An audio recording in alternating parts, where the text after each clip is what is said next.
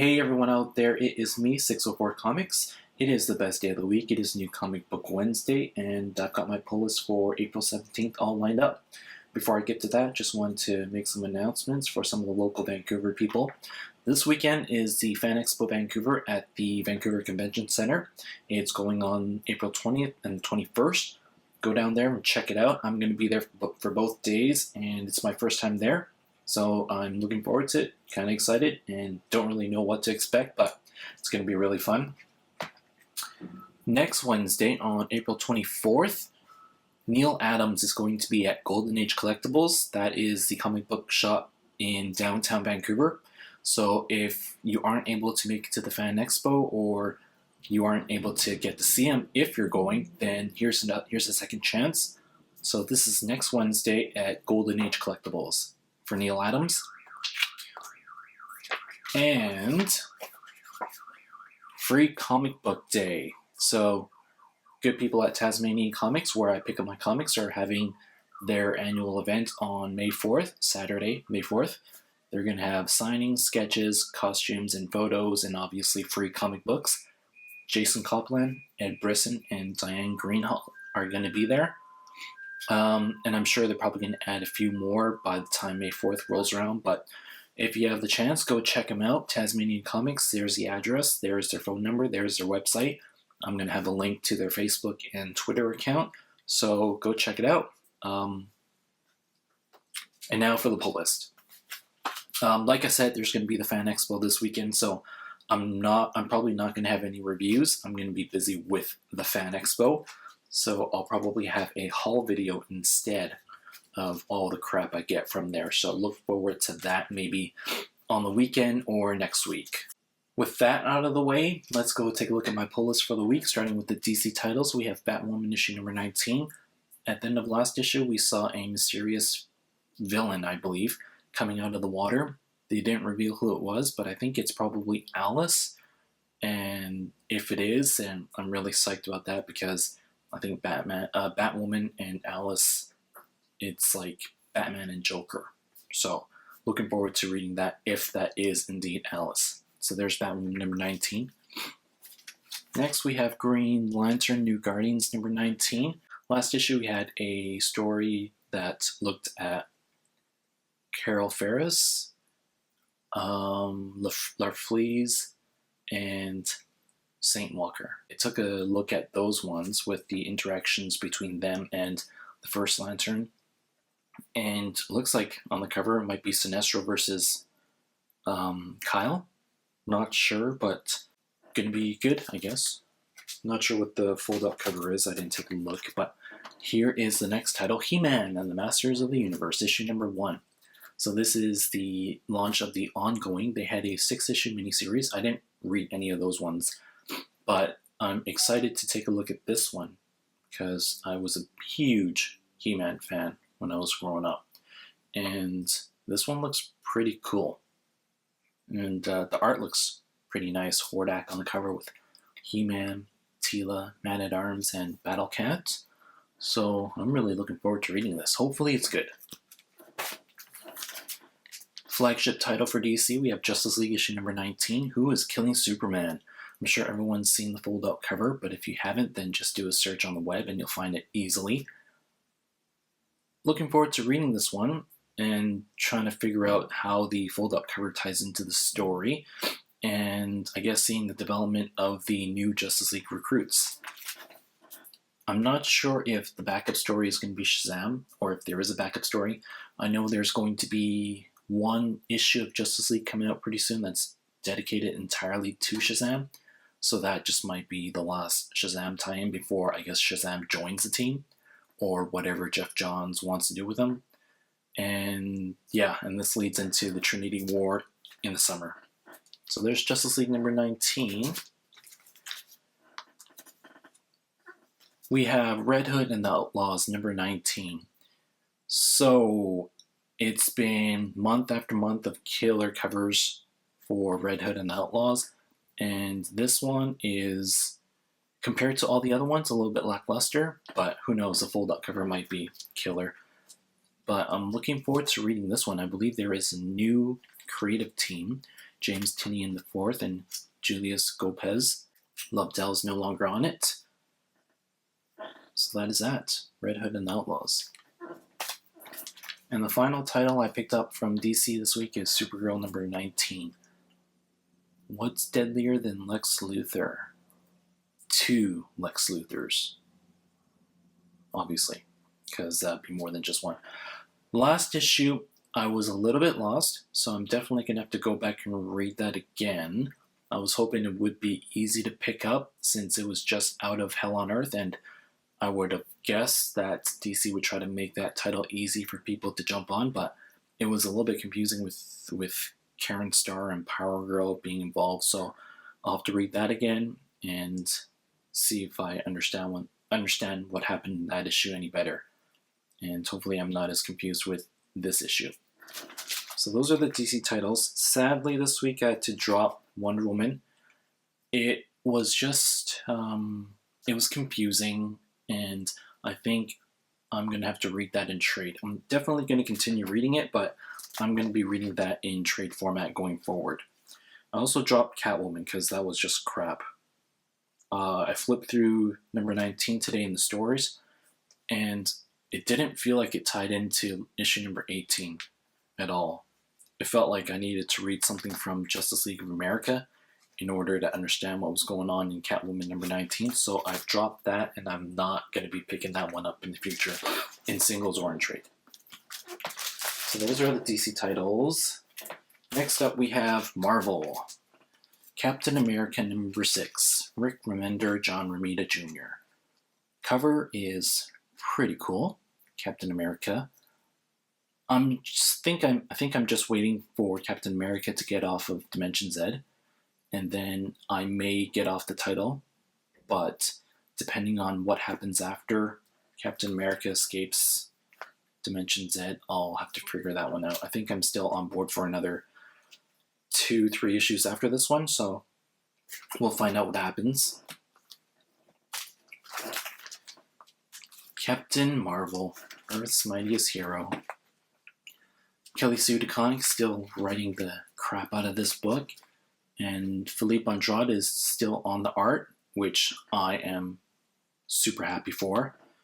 And I am excited to see what happens, because at the end of last issue, Captain Marvel was fighting in the sky, and we're going to see what happens, and see what happens to, I guess, the tumor in her brain, and see how that affects her, and whether she is going to be able to fly again.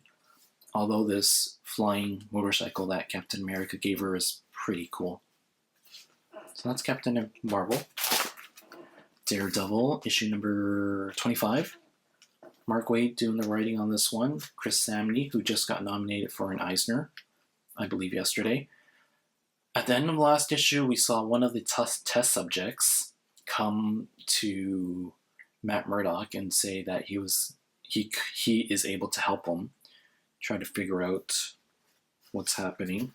So, not much more to say about that. I'm not sure who the villain is, but it looks like he's beat up Daredevil pretty bad. Daredevil End of Days, issue number 7 of 8. I don't have anything to say about this because I haven't read it. I've been waiting for all the issues to come out, and then I'll read it all at once. In hindsight, I probably should have just picked this up in trade, but I'm already on issue number 7, so I've got one more issue to pick up, and then I can read it all in one sitting. But people have been raving that this is probably one of the best miniseries from Marvel in a long time. Next up, we have Savage Wolverine, issue number 4 by Frank Cho. So, I believe issue number 5 is the last issue that Cho's going to be on this one. Now, I love the art. Frank Cho's doing a brilliant job with his Wolverines, and especially Shannon the She-Devil, but the writing has been subpar. And I don't see how this story of Wolverine in the Savage Land can be sustained. So I think after issue number 5, I'm going to be dropping this off of my pull list, but we'll see. Maybe number 5 blows me out of the water. So here's number 4. Next we have Superior Spider-Man issue number 8. So if you guys were reading at the end of issue number 7, looked like Octospidey and the Avengers were going to throw down. If issue number 8 continues right from that point, it's going to be a pretty awesome issue, especially with Octospidey and all his gadgets. Don't know why they opted for this cover. I thought having the Avengers on the cover versus Spider-Man would have been a more enticing cover. Get people that are in the shops to pick it up and buy it, even if they weren't buying it already. And this cover looks kind of boring. Although, I have to say, it's tolerable, this cover by Humberto Ramos. It is not as bad as last month's with the big bird feet, but I'm still hoping that Stegman gets back on this soon.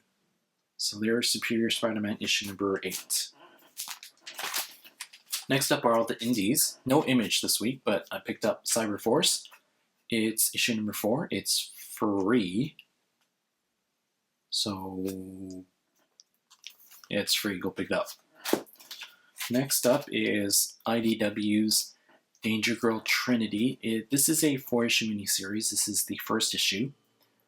I haven't read any Danger Girl, but for 4 issues, I might as well give it a shot. And this is it's a brilliant, gorgeous cover by J. Scott Campbell.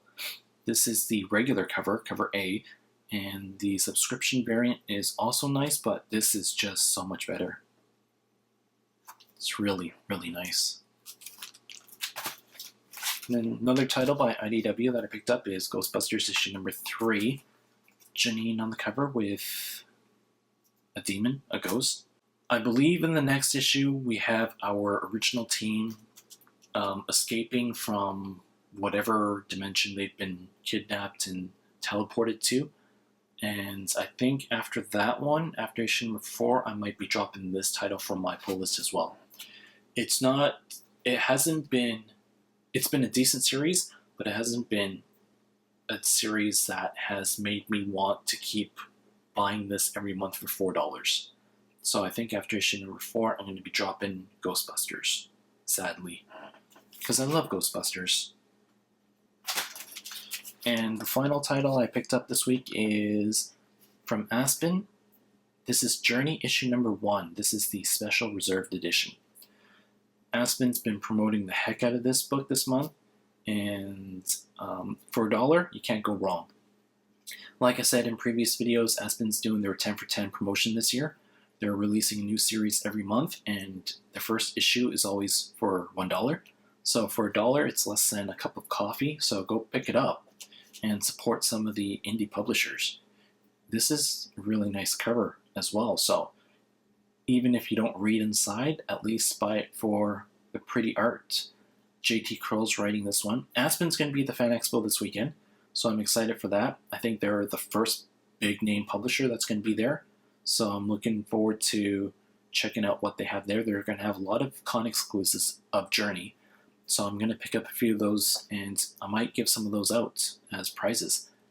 So look forward to that in future videos. And those are all the new books I picked up this week. And then finally, to wrap it all up, I picked up some trades. This is Zenescope's Alice in Wonderland.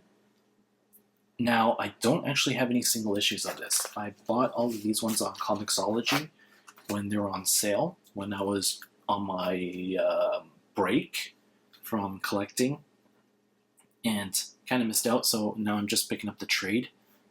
Gorgeous, gorgeous cover here by Artgerm. Really love it. So that was Zenescope's Alice in Wonderland. And the next trade is a series that comes highly, highly, highly recommended by Running with Comics. He said in terms of comic books, it was life-changing. So that's a really big recommendation. So I'm looking forward to reading this. This is Punk Rock Jesus from Vertigo, written by Sean Murphy. And besides Running with Comics, a lot of other people have been saying it's a really good series as well. It's black and white, so that's what it looks like.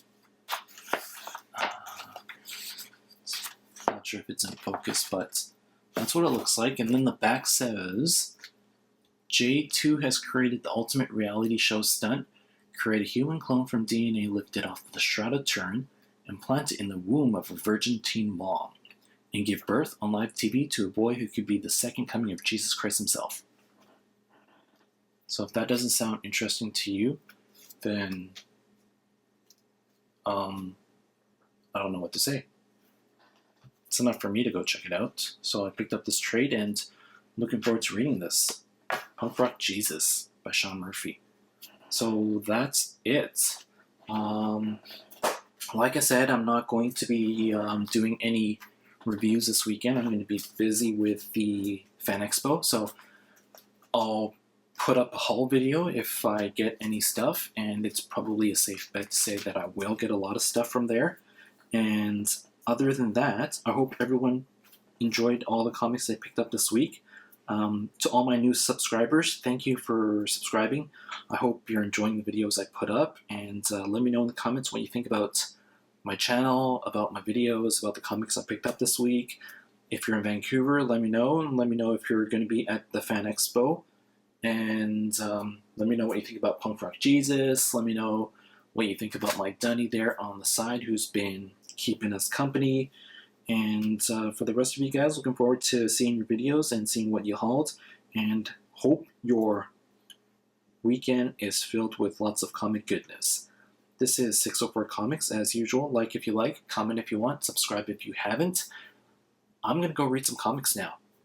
Take care, guys, and have a great day.